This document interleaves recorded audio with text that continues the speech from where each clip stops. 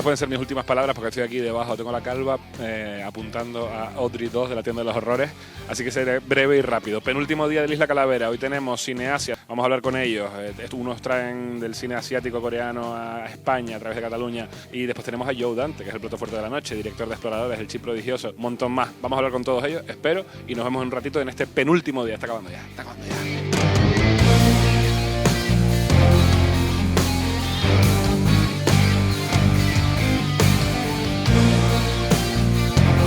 ¿Qué tal? Estamos aquí con Enrique y Gloria, que son los representantes de Cine Asia, ¿verdad? Cuéntanos un poquito lo que hace Cine Asia para que la gente entienda. Pues la verdad es que Cine Asia, que no se vuelva loca la gente, pero lo que hace es promocionar el cine asiático. Lo llevamos haciendo desde hace 20 años, intentando que la gente consuma, que vea cine coreano, japonés, chino, indio, pues se puede ver, es otra manera de ver cine y se puede estrenar en nuestro país.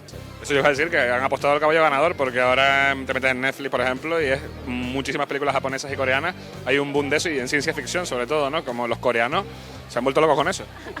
Y eso es muy raro, ¿eh? Porque a los coreanos lo de la ciencia ficción no les va mucho. Bueno, en el norte hay una ciencia ficción del carajo. Lo del norte es para echarle de comer aparte, pero siempre que hablamos de Corea, evidentemente hablamos de Corea del Sur, porque no tenemos ni puñetera idea de lo que hacen en Corea del Norte.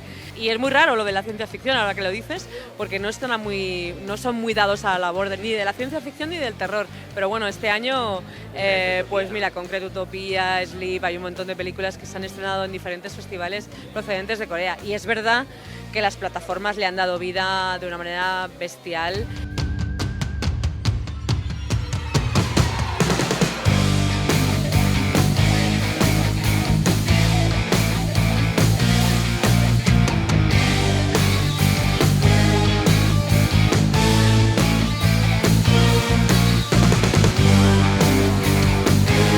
Bueno, estamos aquí con Joe Dante. Nice to meet you. Thank you for being here. I'm having a great time here. How do you feel to be a part of our hearts? Because I am a kid who grew up with your movies and discovered imagination with thanks to you. I hear that a lot.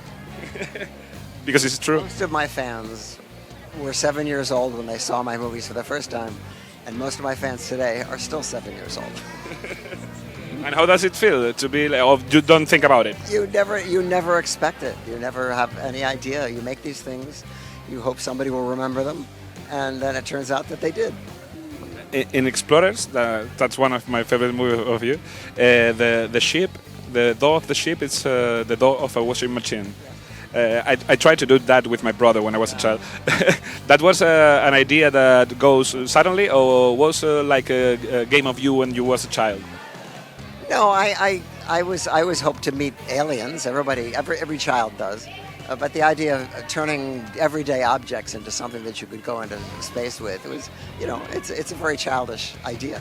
But it seemed to have hit a nerve, What have the Gremlins that mix so well the fantasy and that little horror in the beginning of the movie? Well, it starts out like it's going to be the sequel to E.T., and then it turns into a horror film. But that was the original version of the script was a horror film, really a horror film. And when Spielberg got involved and bought the script, and it became apparent it was going to cost a lot of money to build these creatures, he said, I think we really ought to broaden the audience for this a little bit.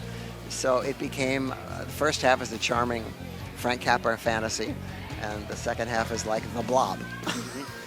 Did you prefer to do it like horror?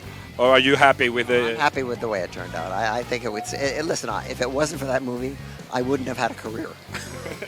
Thank you very much. Enjoy the festival. Thank you.